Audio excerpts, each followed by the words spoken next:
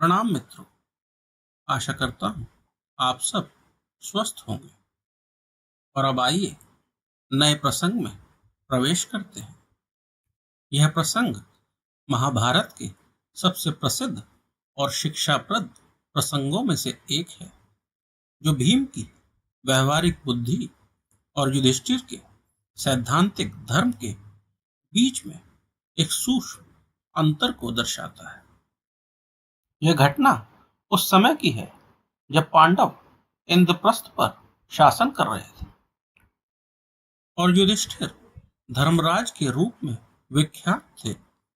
उनके न्याय, दान और धर्म परायणता की कीर्ति चारों दिशाओं में फैली हुई थी। कोई भी याचक उनके द्वार से कभी खाली हाथ नहीं लौटता था। एक दिन राजकाज के कार्यों से युधिष्ठिर अत्यंत थक गए थे। दिन भर सभा चलती रही, प्रजा की समस्याएं सुनी गई और महत्वपूर्ण निर्णय भी लिए गए। शाम ढल चुकी थी और युधिष्ठिर अपने कक्ष में विश्राम करने के लिए जाने ही वाले थे। ठीक उसी समय एक गरीब ब्राह्मण याचक के रूप में वहां आता है। उसने दूर देश से धर्मराज युधिष्ठिर की दानशीलता की कहानियां सुनी थी और अपनी पुत्री के विवाह के लिए कुछ आर्थिक सहायता चाहता था। ब्राह्मण ने युधिष्ठिर को प्रणाम किया और अपनी व्यथा सुनाई। युधिष्ठिर ने उसकी पूरी बात बड़े ध्यान से सुनी। वह उसकी मदद करना चाहते थे, लेकिन दिन भर की थकान उन पर हावी थी। उन्होंने बड़े ही विनम्र स्वर में ब्राह्मण से कहा, हे विप्र, आप बिल्कुल सही स्थान पर आए हैं और आपकी सहायता अवश्य की जाएगी, किंतु आज बहुत देर हो चुकी है और मैं थक भी गया हूं। आप कृपया कल प्रातःकाल आए। आपको आपकी आवश्यकता से अधिक धन दिया जाएगा, यह मेरा वचन है। वह ब्राह्मण भला धर्मराज के वचन पर संदेह कैसे करता। वह निराश तो हुआ कि उसे एक रात और प्रतीक्षा करनी होगी और उसे विश्वास था कि कल उसका काम अवश्य हो जाएगा। वह प्रणाम करके चुपचाप वहां से चला गया।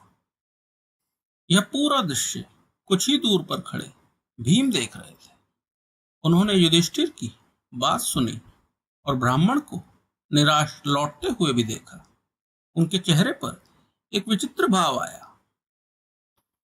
वह चुपचाप वहां से उठे और सीधे उस स्थान पर गए जहां राज्य का विशाल विजय का नगाड़ा रखा हुआ था। यह नगाड़ा केवल तभी बजाया जाता था जब राज्य में कोई बड़ी विजय प्राप्त हुई हो या कोई बहुत बड़ा उत्सव होता हो। भीम ने उस नगाड़े को बजाने वाला भारी मुगदर उठाया और पूरी शक्ति से उस पर प्रहार कर दिया। धम धम धम। देर रात उस नगाड़े की गगनभेदी ध्वनि पूरे महल और नगर में गूंज उठी। सभी लोग चौंक गए। सैनिक, दास दासियां, मंत्री और स्वयं पांडव भाई भी आश्चर्यचकित रह गए। युधिष्ठिर, जो अपने कक्ष में जा ही रहे थे, आवाज सुनकर स्तब्ध रह गए और तुरंत बाहर भागे। उन्होंने देखा कि भीम उस नगाड़े पर प्रहार किए जा रहे हैं। युधिष्ठिर क्रोध और आश्चर्य से भरकर भीम के पास पहुंचे और बोले, भीम, ये क्या कर रहे हो? इस समय यह विजय घोष क्यों? हमने ऐसी कौन सी विजय प्राप्त कर ली है जिसके बारे में मुझे ही ज्ञात नहीं? क्या किसी शत्रु पर विजय पाई है या कोई नया राज्य जीता है?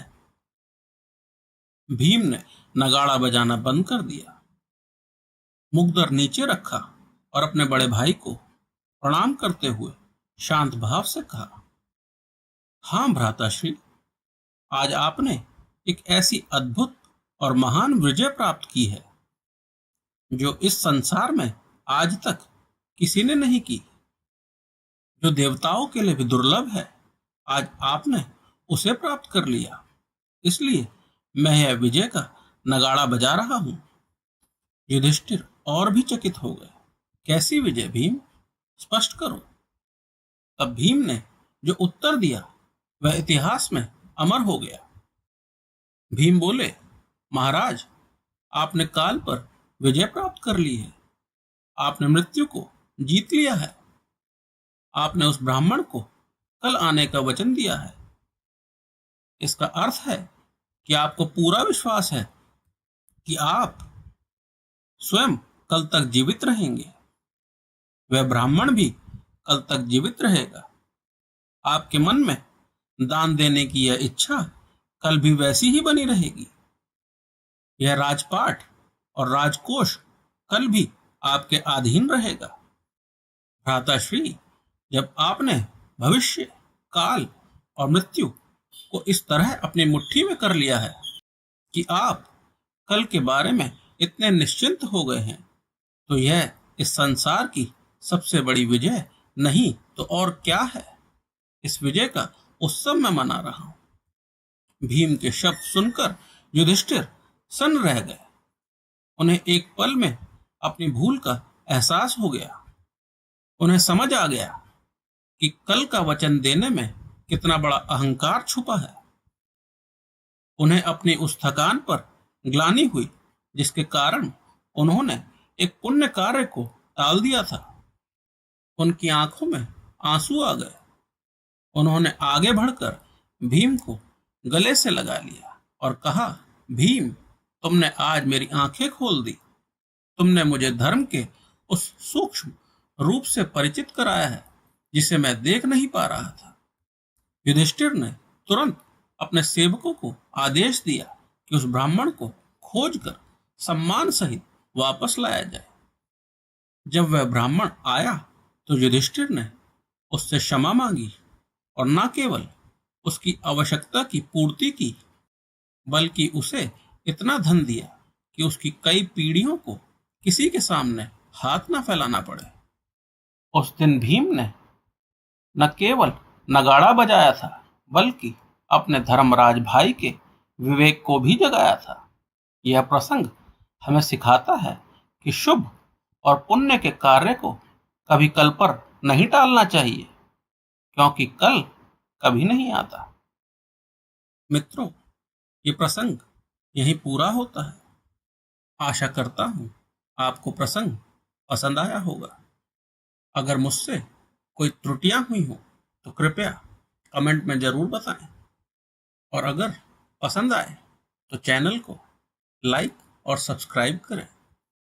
मेरे चैनल पर समय देने के लिए आपका बहुत बहुत धन्यवाद।